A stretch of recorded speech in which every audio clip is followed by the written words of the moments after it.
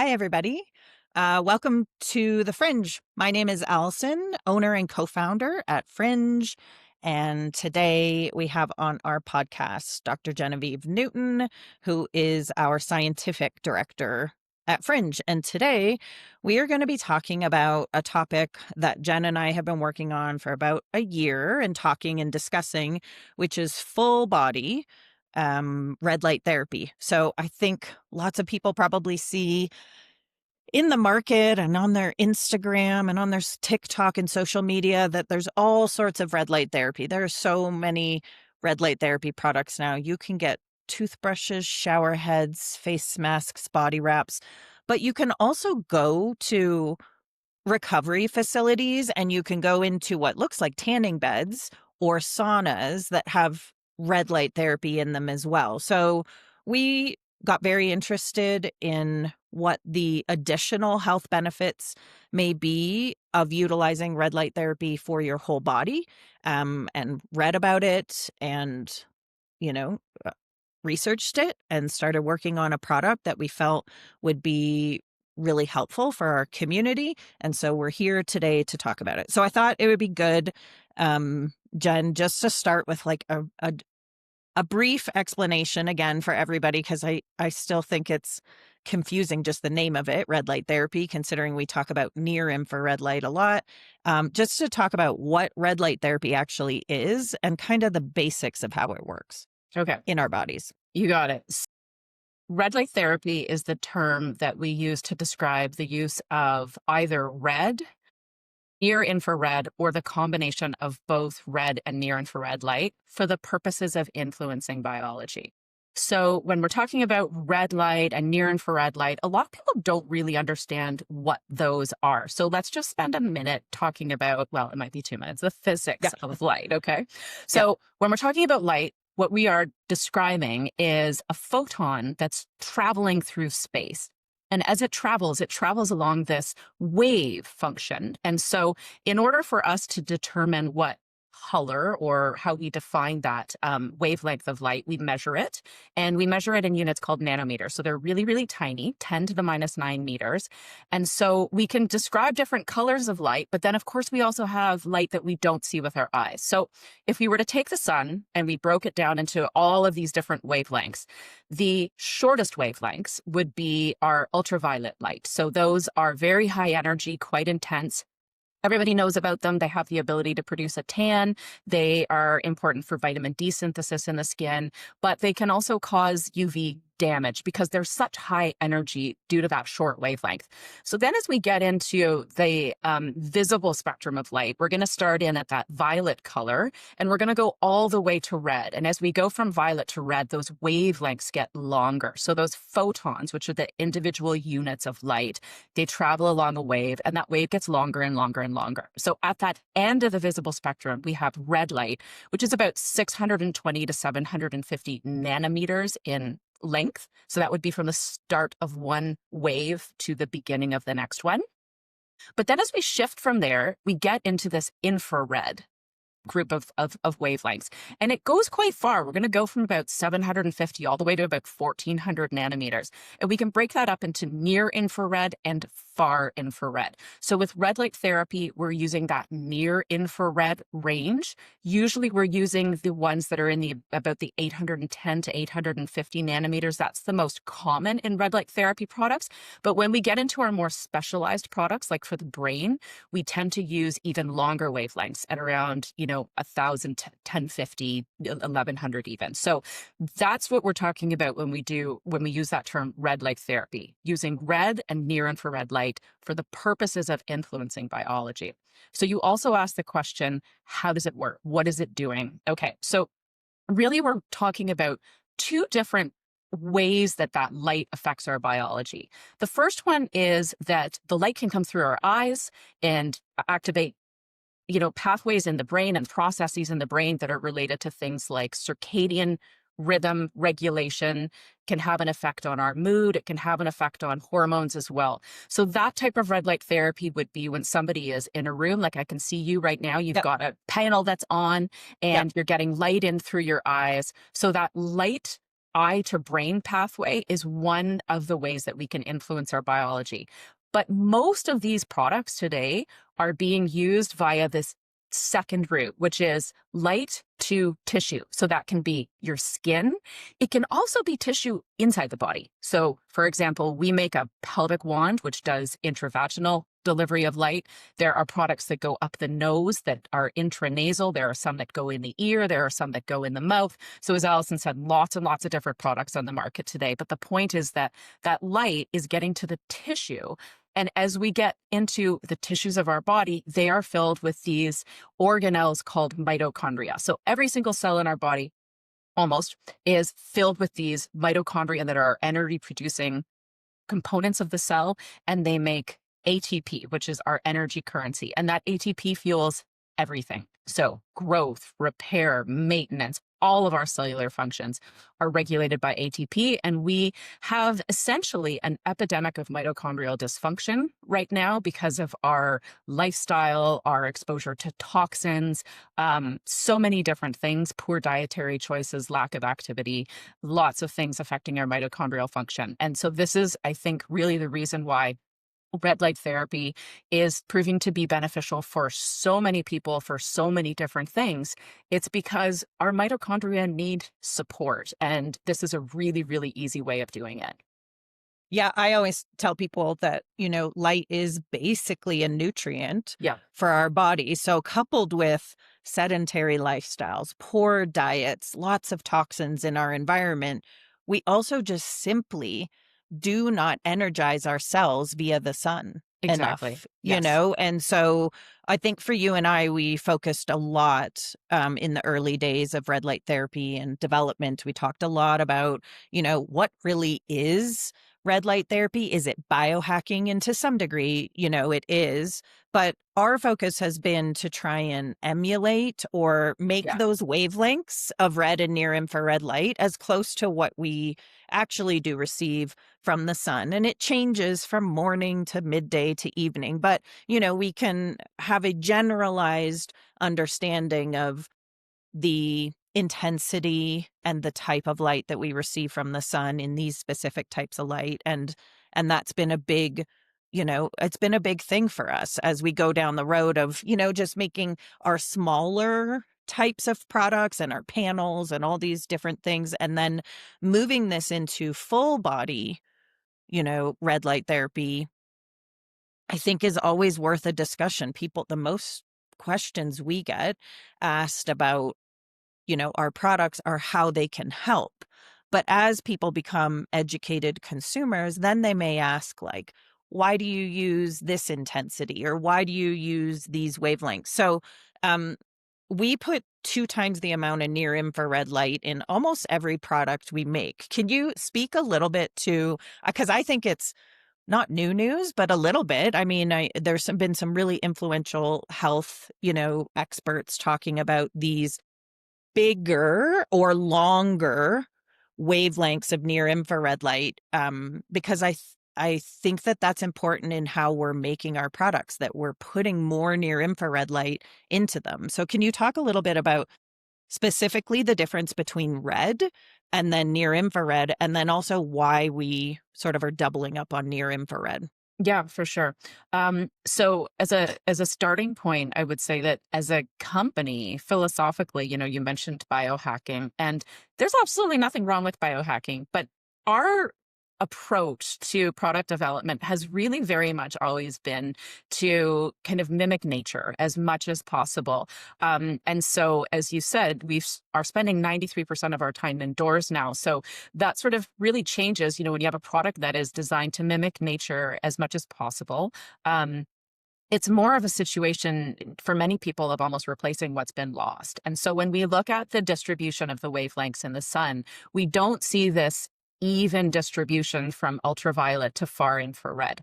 And I didn't mention far infrared. So far infrared is that even longer one that generates heat. So near infrared generates a little bit of heat, some warmth, but far infrared is what people are talking about when they're going into those warm saunas, the infrared saunas.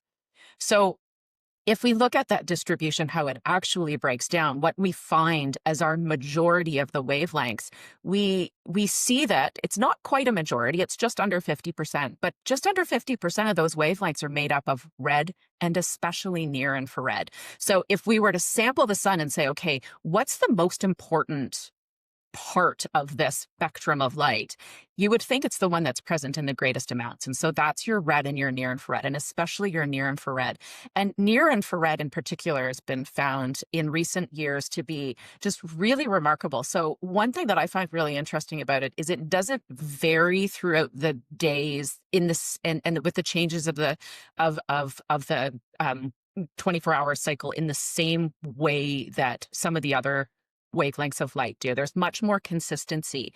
And it has this wonderful, kind of nature in which it is even when you're in the shade. So if you are in the shade and you think, oh, I'm not getting exposure to any sun, actually you have an enormous exposure to near infrared light, especially if you're out in nature. So those green leaves that are everywhere on the trees, they're reflecting that light, towards our bodies. And there's been some absolutely fascinating research just in the last year showing that the long wavelength near infrared light passes right through our bodies. And so what a spectacular discovery that has been. And I think it's really opening us up into another era of just starting to understand, okay, this light that is dominant in our environment that we're not getting very much of anymore is really doing all of these remarkable things. And it's even passing through our clothing. So that's also been recently discovered. So you asked about the differences between them and sort of why we would use the one and have a little bit less red and a little bit more near infrared. So I talked before about those mitochondria, and when we're looking at red and near infrared and what they do cellularly, it's really very, very similar. So they're activating this protein, this enzyme in the electron transport chain to ultimately result in the synthesis of more ATP, more energy. But where they differ is in the depth of their penetration and the levels at which the cells are present in which that get activated. So red light is quite superficial. It's going to go in about 2 to 5 millimeters in depth, whereas near infrared light, I just said, recent research is showing that it actually has the ability to penetrate right through the body. This is very new for most of the research studies that have been done. When you and I first got Yeah. into this several years ago, and we were looking at 8 to 10 yeah. millimeters. And, Remember? Yeah. and then there would be some studies that would show, a penetration of up to 50 millimeters. And then Yeah. some would be less than that. But so I think there's a lot that we still have to learn about near infrared light, an enormous amount. But I think it's very clear that it has, it's dominant. It has very important biological effects.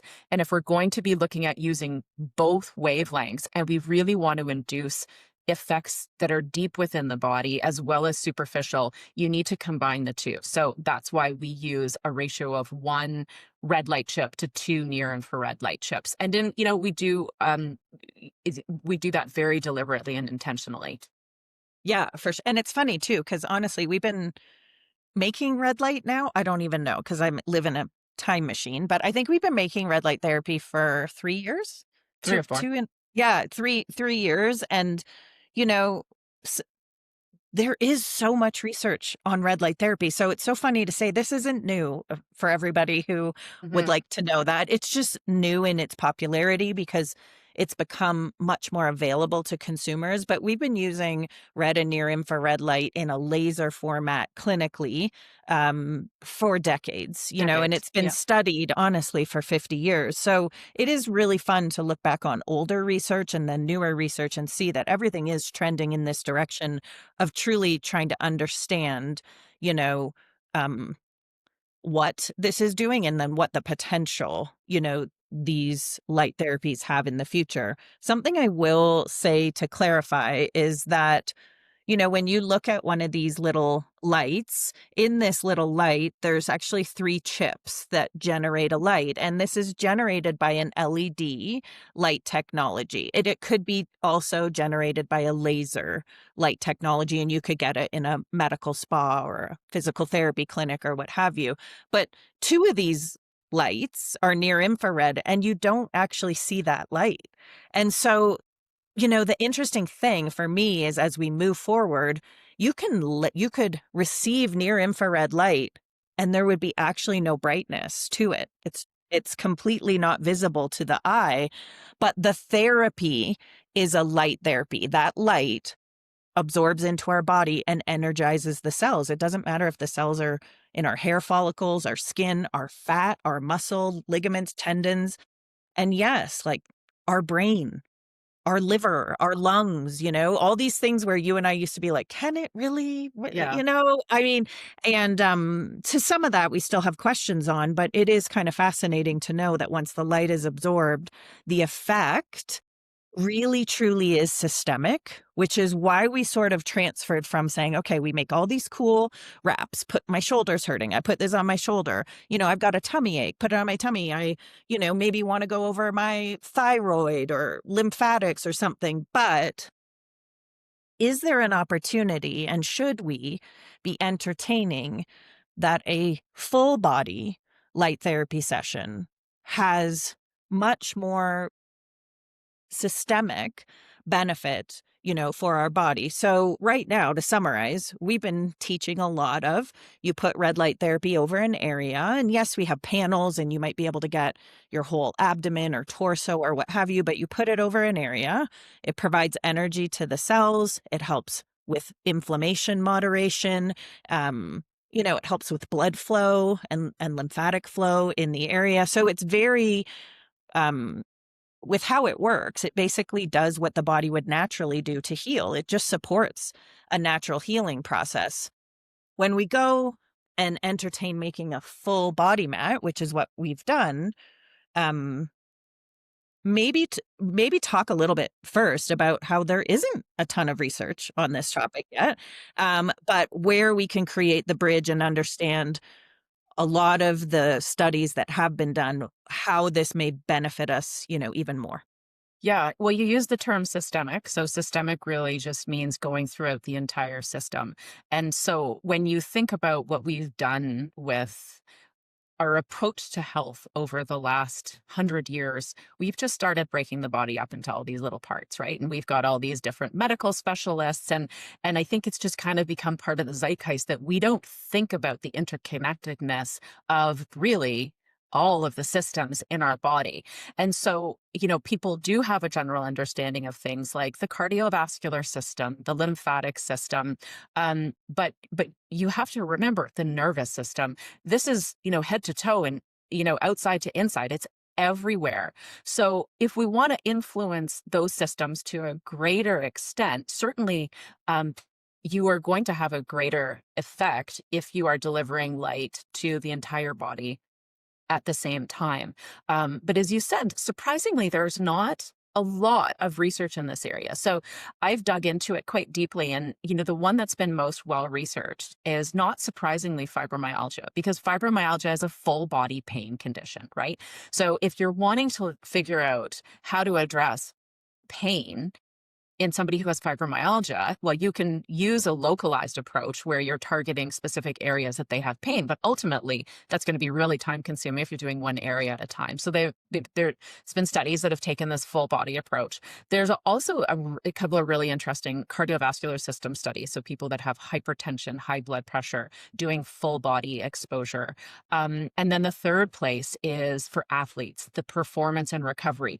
Now, nowhere near the volume of research for localized light therapy. But I think probably that limitation of the research is more because, or that lack of research is more because of the research limitations that are involved in full body. So up until now, for the most part, as you mentioned, these big beds. So people, if you were doing a research study, you would have to have every subject coming in, probably 3 to 5 times a week, each doing a session of 20 minutes, very, very, very labor intensive from a And research expensive. perspective, and Very expensive. Yeah. expensive. Yeah. So a really big deal to do those kinds of studies. And I would suspect that that's really the only reason why we don't have them. But now that we're moving into this technology that's allowing us to have these devices that are available for easy at-home use, it's going to open up probably a lot more evidence for us. So I am really excited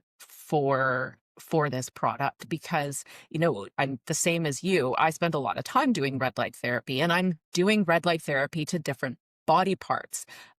Having a full body mat allows you to do everything Yeah. all at once. Now, Yeah. that being said, there is still an enormous need and rationale for use of the targeted therapy, especially for the products that we make, because our products that are made for targeted therapy, except for our panel, well, they're cordless, right? They don't require you to stay stationary. So that really is going to be the difference, right? If you're lying down on a mat, that requires you to stay stationary. If you want to be moving around and going about your daily life, well, then you get, the portable localized treatment devices. So there's a place for both of them. But personally, I have to say that I've been using our sample mat now for about a month. And what I find most remarkable is the and I had read about there was a research study looking at autonomic nervous system effects in fibromyalgia patients specifically,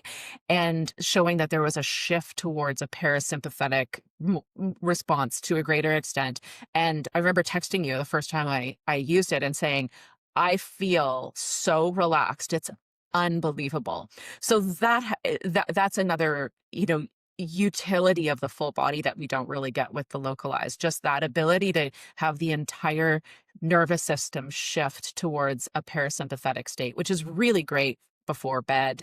I had wondered if maybe I was going to feel more energized from doing red light therapy before bed, but that personally hasn't been the case at all. It's been much more of a kind of sleep promoting. And there is one of the studies that's been done in athletes showing that full body red light therapy improved their sleep quality. So there was actually a measurement of sleep quality in there as well. Yeah. And it's funny too, because I I still laugh about all these products. The history here is that Jen and I went to chiropractic school together. Jen then continued her education forever and ever, became master's degrees and PhD, and then really became a professor and a researcher. And when we were starting Fringe, I knew that a lot of this information interested you, but I didn't know, where you would fit into the company. Now it's very obvious to me that you and I go read a lot, and we share a lot of messages of like things that we find interesting, but at the end of the day, almost every product we've made ultimately comes down to us saying like, we need this, oh, well, gosh, we're going to have to go make this because we need this. And so the story of the full body mat for everybody here who wants I don't know how easy it'll be for me to demo, but I've had a variety of full body mats in my house for my animals. So this mat lays on the ground, and when I turn it on, my dogs come over and lay on it. They don't know anything. They have zero commands that they follow, but they come and they lay on it. So people will see me all the time sharing, pictures and stuff of, I turn this on. It's this bright, glowing red. It's warm, like a sunbeam coming through a window, like an animal would gravitate to that sunbeam in our house, and they go lay on this mat. Well, cue a few years later, we've made the red light therapy wrap, and then we made, oh, well, we need a longer wrap to wrap around my hips. And for me, we made our head wrap that mattered so much to me for brain health. And then we got into, oh, well, we have specific for joints. And then we have our panel so we can get more eye pathway and illuminate, the area. So it's kind of funny because the story keeps going. Then we worked on a lot of pelvic health, understanding women's health. You and I are both aged, and wanting to learn about all of, the ways we can help ourselves. I mean, the story goes on and on. At one point, I was just like, I don't want to be using, and then we have our face masks and our neck mask for skin and, fine lines, wrinkles, and all the things that do matter, to us as we age. At one point, I don't have time to do all this. I'm the one who sat here and helped made all of these products, and people are having tremendous success with them. But I kind of just want to lay down for 15 minutes and get red light therapy. So the funny thing about the mat that I was demoing is I thought I would be laying on my back. But come to find out, I was doing a lot of like face down, just in a sports bra and shorts, and then turning my head one way, turning my head the other way, because I always am doing red light face, eyes, thyroid, and then like lymphatics, cardiovascular, and then abdomen. So are you laying mostly on your mat on your back? Do both. So I You do do both. 15 Okay. minutes forward and then 15 minutes back. I like Okay. to do a session of each at the same time. Right. So we ended up making a full body mat. We didn't want it to be so expensive that people can't use it. That's a really important thing for us as we've been making red light. A lot of these products are so expensive that it's hard to find their way into your home. Jen has a sample there. I'm shipping all my samples around. But it has lots of lights on it. It has double near infrared light on it. It's made of, I yeah, just show people that it rolls up. It's like a yoga yeah, mat that rolls up. yeah, And it has a I know. battery pack too. So it's Right. portable. If you want to use it portably, you can just charge the battery pack and plug it in. Yep. Or you can plug it into the wall, which Mhm. for me, I was doing. I wasn't really, traveling around with it, but that would be amazing, if people do. We have a protective cover over it. So, like the one I showed you, there's an optional protective cover that's made out of a TPU. So, if your pets want to lay on it, you don't have their fur. Or if you just want to sterilize it or use it in a yoga studio, that sort of thing. But yeah, I think I would describe using it as relaxing too. I would I I think everybody experiences the light a little differently. We do have some people who say, "I don't really feel much warmth." I do. I do I feel some warmth from this one Yeah, too. I Yeah. I feel warmth from it as well, but it's very mild, and this is great because people will always ask us, "Is there far infrared Mhm. in your products?" And far infrared isn't a light therapy. It transfers from near infrared to far infrared, working on our body via the heat it delivers. So I always do try to tell people that the warmth that you may experience with putting on a red light therapy product is sort of like a bonus byproduct. It's not the therapy. The therapy is actually the light, absorbing in through our skin or coming through our eye pathway and doing its thing, energizing our cells, supporting our systems, helping us heal. But far infrared is something we're interested in too, and we've been, chipping away at how that works and why that, you know, matters for people. But yeah, I think it's very relaxing as well. Um, which is funny because I've transitioned now from being a red light therapy on the go person where I'm sitting here on a Zoom, with my head wrap on, or to now saying, we've now made a product that I hope people slow down and use.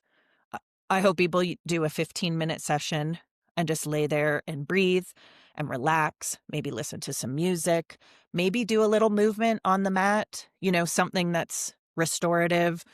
It does go up to a 30-minute session as well. Do you want to talk a little bit about frequency and duration of red light therapy? I mean, it's so funny because even as we talked about wavelengths, there's so many companies that try to tell you it has to be this and it has to be this.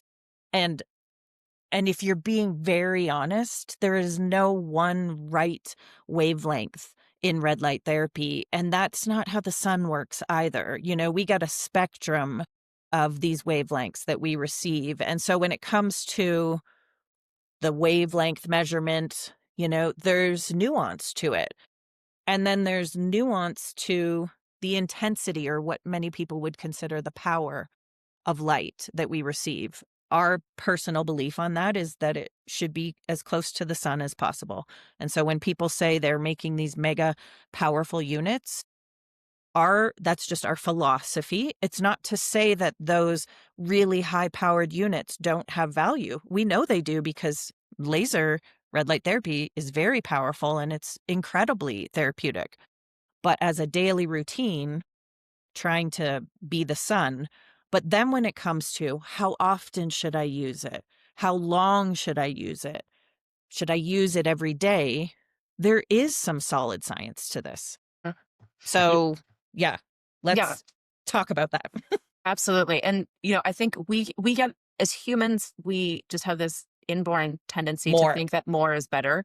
And especially when something feels really nice, which this does feel really nice. And so you think, okay, well, I should just lie on this mat every morning and every night, or I should put my red light therapy localized product on 3 times a day while I'm doing all of my work around the house.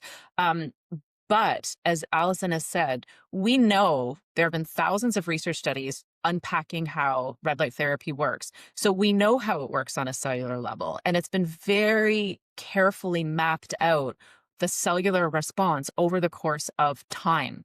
And so we know that there is a cellular response that lasts from, between 12 to 48 hours. And it can also, typically, if you have an appropriate dose, a treatment appropriate dose, you're going to be looking at a 1 to 2 day kind of cellular effect. It's not going to go up like this and then drop like that. It's going to sort of be a gradual rise, a peak, and then a return to baseline after about 48 hours. We also know that the effects stack on top of each other. They're cumulative. So it's you can think of light therapy as actually giving you a dose of light in the same sort of way that if you were to take a supplement that had, 100 milligrams of magnesium or something, we can calculate the dose in joules per centimeter squared of light. And that's a function of, as Alyson has talked about, the intensity of the light, how strong it is, and the time that you're exposed to it, the duration of your treatment.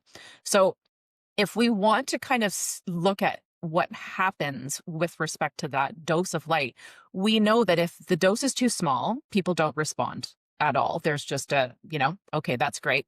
Nothing happens.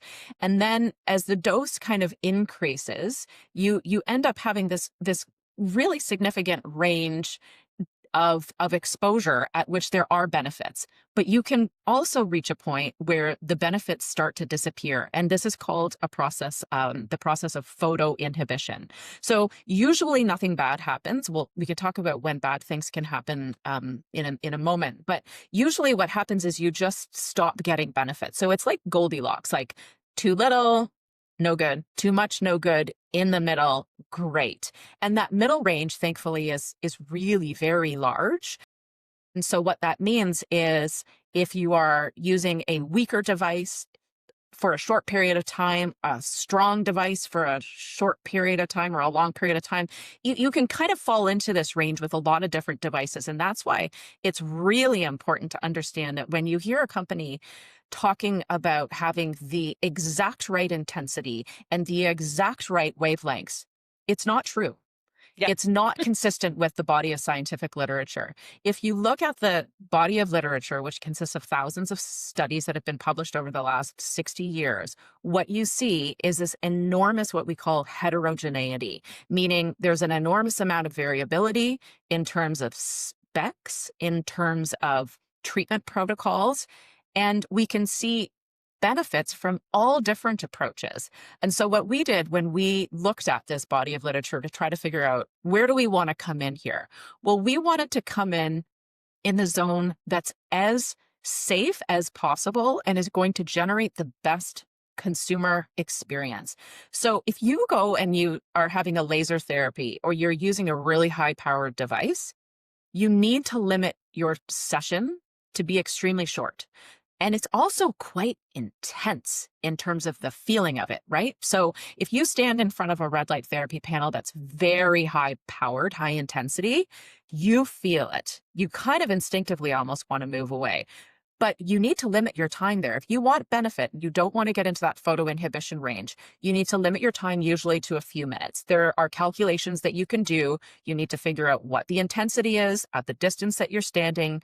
You need to know what the duration of treatment or the dose that you're trying to achieve is, and you figure out how long you should be there. It's quite complicated. We really didn't want people to have to do that. We looked to nature. We wanted to mimic the intensity of the sun and allow people to have an experience of having a treatment that lasts from around 10 to 20 minutes and know that it's completely and totally safe, but also that that dose is coming into that beneficial range. So most people will experience benefits from using devices that, have a range of intensity from around 10 milliwatts to 50 milliwatts per centimeter squared. Um, we can talk more about that if you want in a moment. But basically, circling back to that question about how often should I do it, the general rule of thumb is it safe to do it daily? Yes, it's safe to do it daily.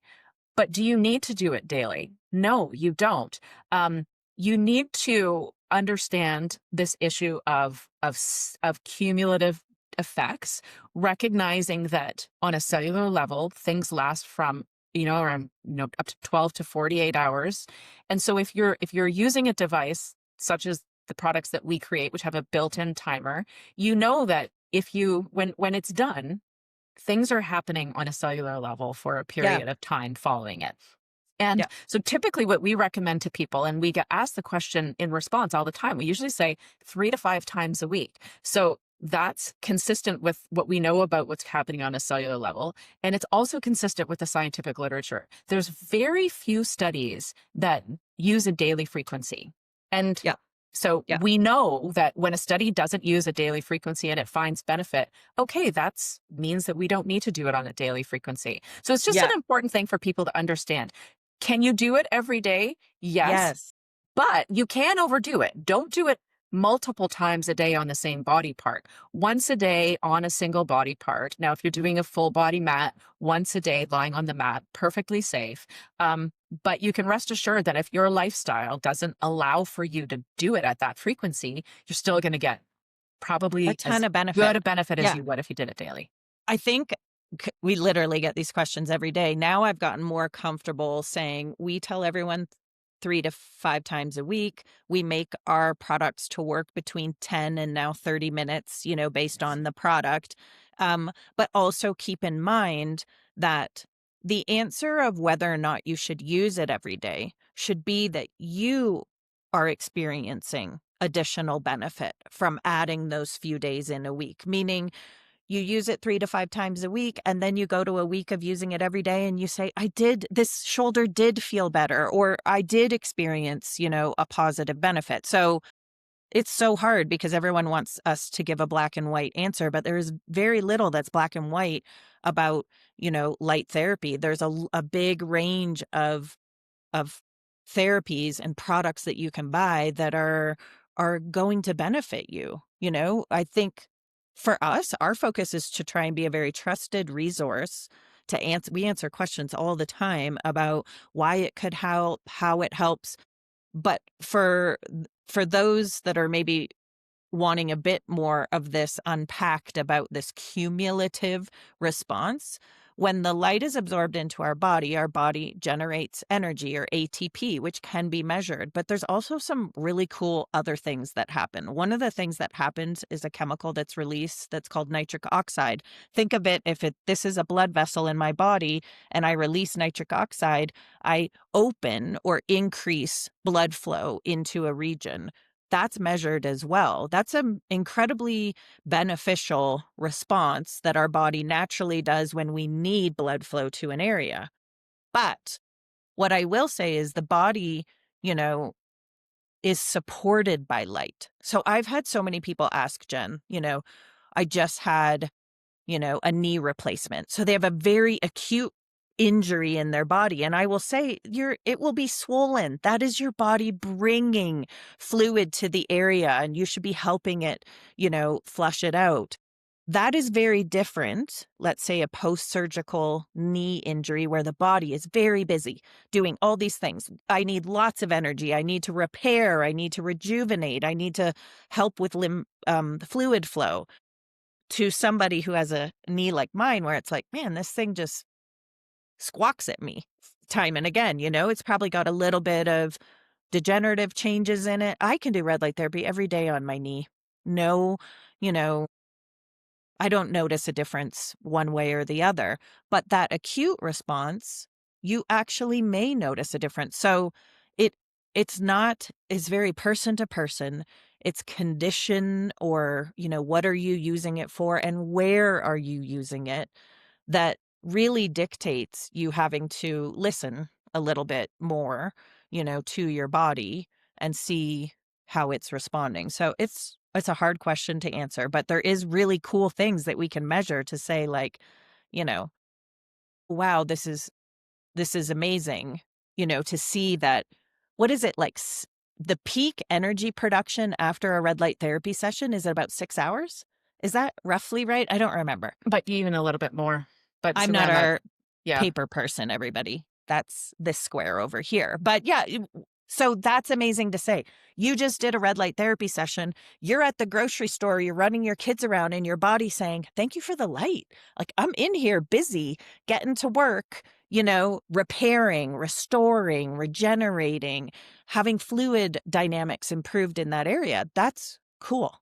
That's Mhm. very cool. Yeah. Um, so anyway, I think it's just fascinating to also think of light as something that's so supportive to your body, because I think you and I have talked about this. Someone may ask us about a condition, and then I think, oh, I have to step back and think, how does light work? But I think you've explained it always more eloquently than I do, which is that light is going to support what the body naturally is doing. So you don't have to worry so much of like, could I really mess something up by putting this, over an area? It is supportive it's a natural nutrient. When we make it, like our body was received or was made to receive it, then our bodies are very intelligent. Absolutely. So let's just mention a couple of situations, though, in which it would not be beneficial Yes. to use light therapy. Contraindications, Yeah. safety, that sort of thing. Yep. Yeah, and as you said, are there some devices out there that if you were to overuse them, I'd mentioned most of the time you're just going to get into this photo inhibition state, but there are some circumstances in which if you really overdo it, you can end up increasing your cellular stress and having some adverse effects from that. So one scenario is if you're using a very high intensity product for an extended period of time. High intensity products can be used, and they can have benefits. Absolutely, many people out there are using them. Some people prefer to use them because they can stand in front of that panel for 2 minutes and be done. And great. There's a time and a place for that, and it's a personal, individual choice.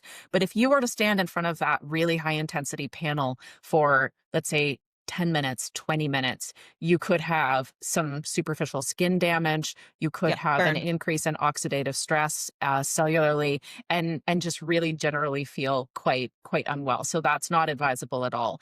Then we have our contraindications for things like pregnancy.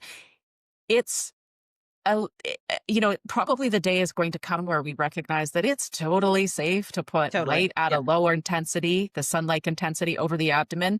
I'm sure it is, but we still have to say we don't know enough about it because we can't do research with pregnant people. It's unethical. So we use that as a contraindication. And so if you're pregnant, use the light on different body parts. So for example, you could use the light therapy mat lying on your back. You Yep. wouldn't be lying on Just your stomach anyways. not over the abdomen. Yep. Yeah. Yep. We also have to be cautious with use over active cancer sites. So again, this is an emerging area. It's an emerging area where we may very well realize that light therapy actually is beneficial. But for now, light therapy should be avoided over active cancer sites and used supportively on different body parts. And there's some really cool research looking at things that happen after cancer treatment, like chemotherapy-induced neuropathy or lymphedema that has responded really well to light therapy. So there's certainly a place for it for many people. And one of the questions we get asked often for our face skin support is, can somebody who has a history of skin cancer use it? And the general consensus that was recently published in the literature is yes, it is safe, but that would be from a recovered cancer as opposed to an active cancer. Many people do take photosensitizing medications. So that's a medication that makes them more sensitive to light. It is not a contraindication that you cannot use light therapy. It's just that you may be more Caution. sensitive. Yep. Yes. So you may be more sensitive to the heat that is generated from near infrared light. So with a device like ours, many of our devices, we can make them, some of our devices, we can make them red light only, which gets rid of the near infrared and the heat. So that's an option.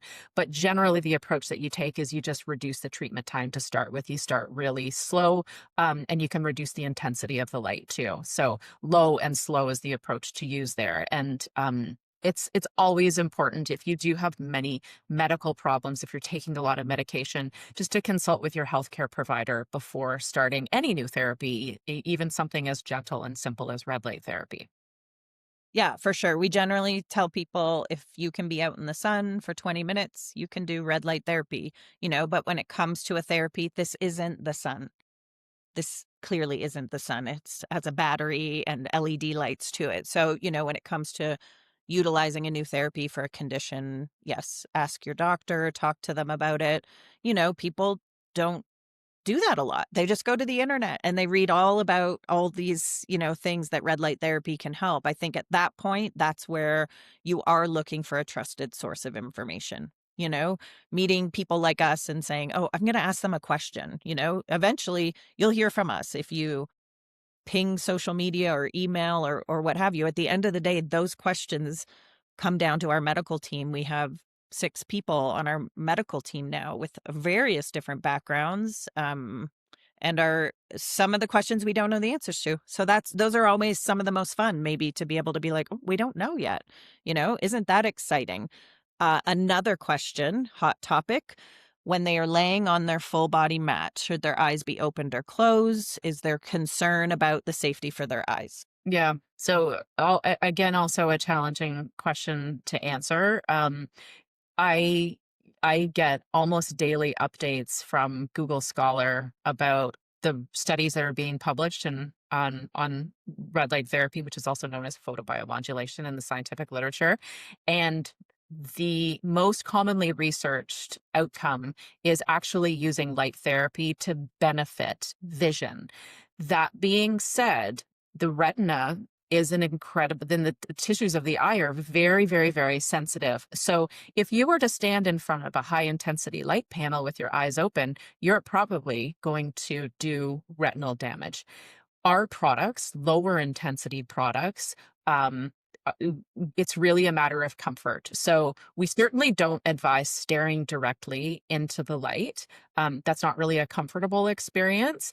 Um, at close range. However, if you certainly have any kind of photosensitivity, which many people do have photosensitive eyes, you want to be very cautious.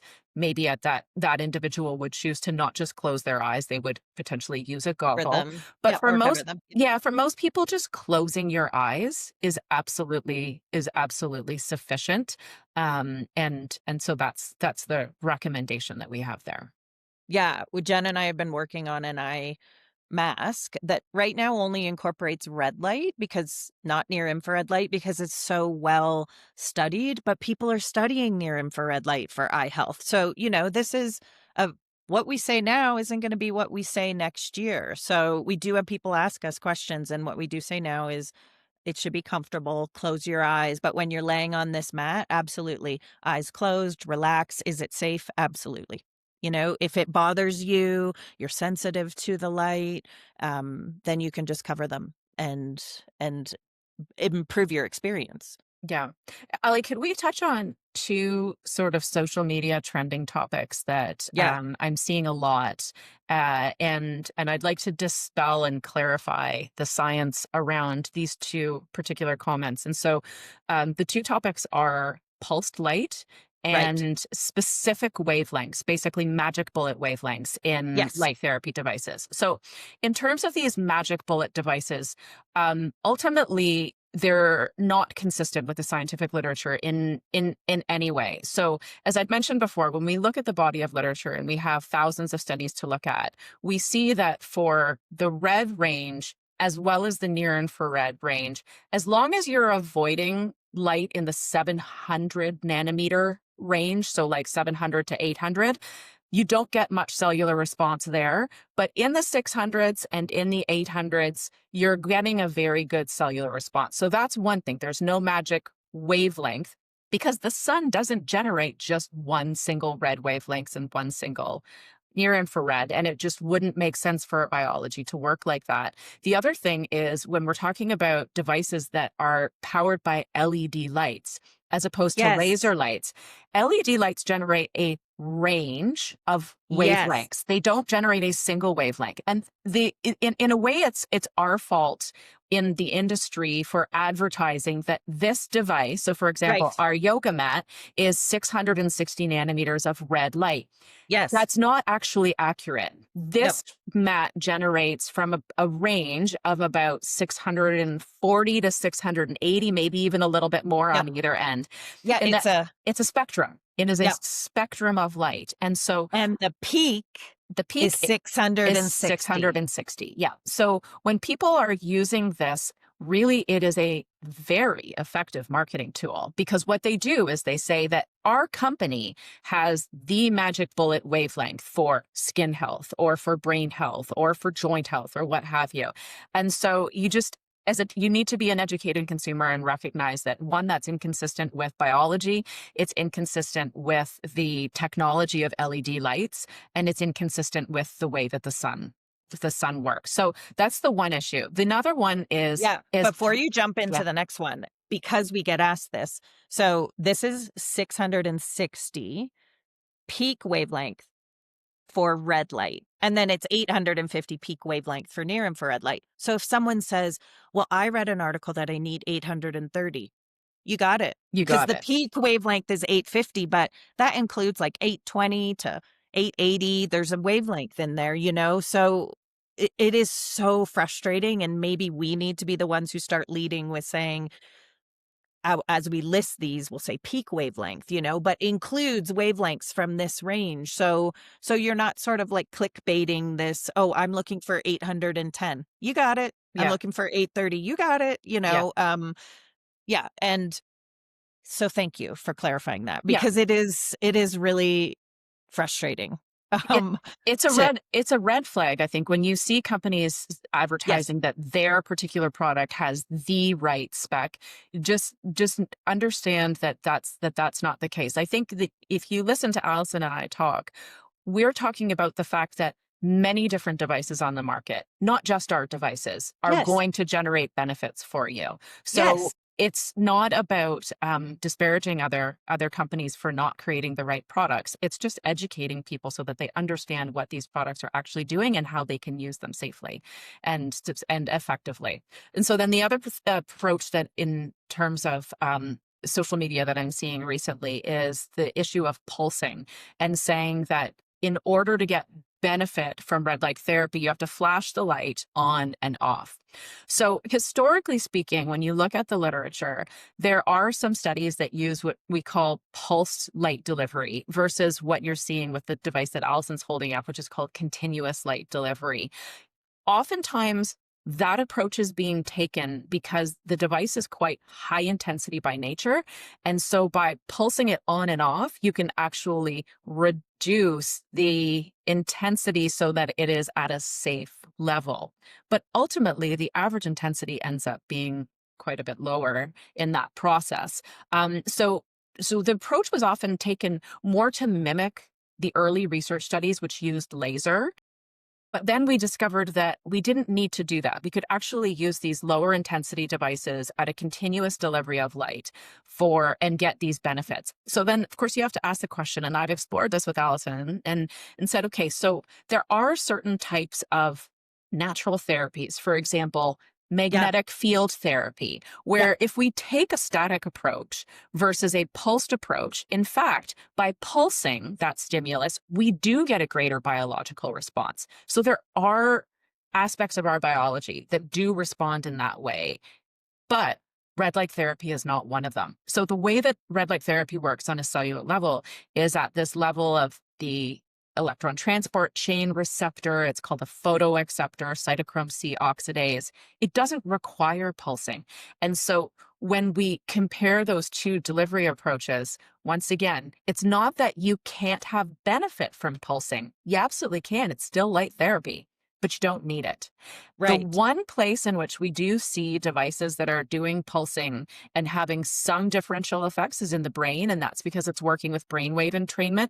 But that's technically a very different story than what is being promoted on social media. So when you see social media influencers or people promoting devices that are pulsed and saying that you need the pulse in order to get the maximum benefit, that is not consistent with, again, with our biology or with the scientific literature. Yep. Okay. Before we conclude, I'm going to ask you to speak to one more sort of myth or thing that's out there, is that there's a lot of people that email us or contact us and they say, I read or I heard that I have to have a product that's over 100 milliwatts per centimeter square, meaning the intensity of light that I receive needs to be very, very high. Yes.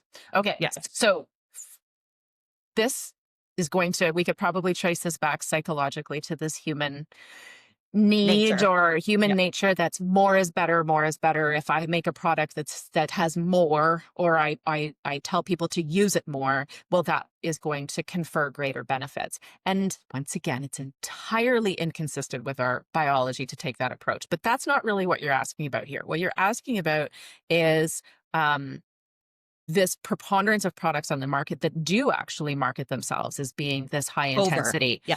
Are they really this high intensity? And it turns out when these devices are measured by independent third parties using the appropriate measuring devices, almost never are they actually 100 milliwatt per centimeter squared or higher. There are some exceptions to this, and usually they will be a pulse device, in A which laser. case the Yep. intensity will be, well, a laser or Yes. pulsed, and it will be Yeah. overall a lower intensity than that high intensity is advertised. So when some of these products on the market that claim to be at 100 milliwatts per centimeter squared have been measured, they tend to be closer to 50. I've seen some measuring in at 40, 38, 30. Yeah. 40.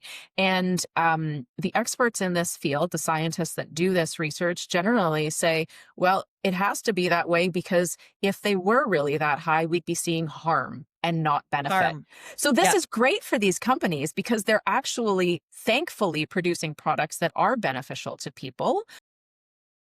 But unfortunately, we do have this problem in the industry in which we have values that are being shared with people that, number one, are not accurate, and number two, are misleading because they are making people think that these numbers are the targets that they should be trying to achieve, when really they exceed that safe level that typically experts and I could refer people to some scientific papers on this, but typically that upper limit that is being suggested not to be exceeded is 50 milliwatts per centimeter squared. So that's half of what these products are claiming to be at.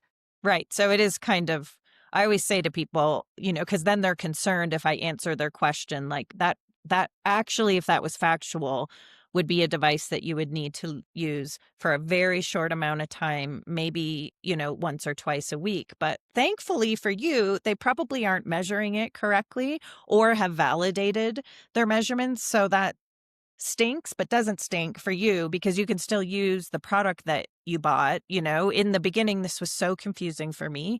So confusing for me. I felt like I was on an island, like surrounded by crazy people. And then I really just started sending products out for testing. And then obviously started working with you and saying, like, listen, we don't have to guess at this. We know what the sun measures for red and near infrared, and it's a range. There's no specific intensity of light that we receive from the sun. And so we try to make every product within this range, and it's a large range, I guess you could say. We do between 20 and 40. Could we do 15 to 45? Sure, we could. We could make it in this range. For us, we just try to hit that target. Every product is going to be a little bit different based on its use, but as long as we're in that range, we feel like it's obviously evidence-based. It's very safe. We feel really comfortable telling people, that they could use it every day if they wanted to, but 3 to 5 times a week is ideal. And then I get into it sometimes. I've pulled you into it where people are saying, well, I've been told I need, this one is 150 milliwatts. And I said, if it really was, you should not use that. That is crazy. The sun doesn't even measure at that amount. So that is really crazy, and hopefully the industry does correct itself. And I feel like it is. But we'll just keep, being the natural nerds we are. Mhm. That's what's Yeah. going to go on around Yeah. here. Yeah. And the good thing too for people who have panels that because usually these are panels that are very high intensity, or higher intensity, usually not as high as advertised, but let's Yeah. say there are certainly are still some that are quite high intensity, Yeah. but you just move away from them. You move Yes. farther back, and as you move farther back, the intensity goes down quite Yeah, all the dramatically. light between here and here, 60 plus percentage of it just scatters into the air. So you don't really, the best way to receive light is in direct contact. We definitely know that. Okay, well, that Yeah. was great. That was 3 great myth busters to end our podcast today. Are part of the medical team at Fringe. Again, my name's Alyson, and this is Jen, our scientific director.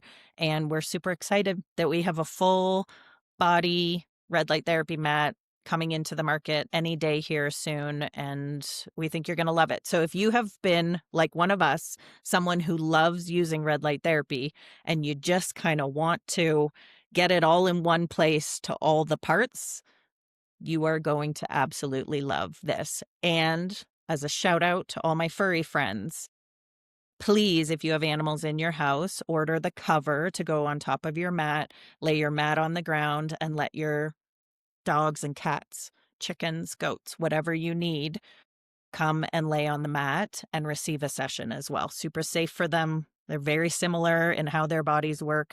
They just teach us because we don't tell them what to do. They just go do it. So thank you, Thank you. everyone. Talk to you soon.